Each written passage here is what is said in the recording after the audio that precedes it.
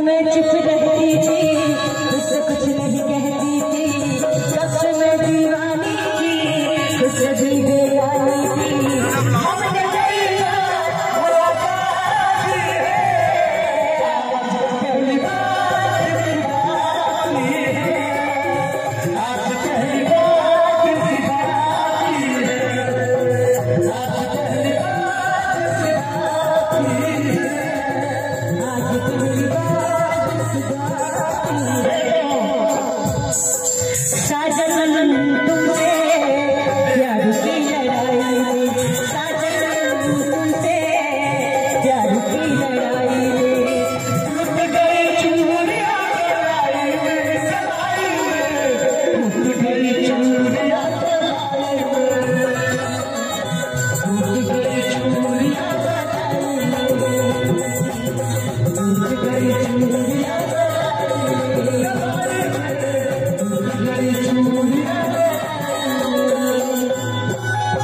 और किस समय का मूड हुई है? साजन नाम भी है, साजन नाम चाहा, लेकिन वो इतना मार जान नहीं छोड़ नहीं था, इतना में आब आब उनका हंसी है तो कहे छे कि फूल झर झर आहा सोहर सिंगार कहैया,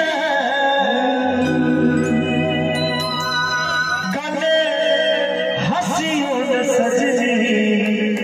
हमर साजन भैया कहैया, कने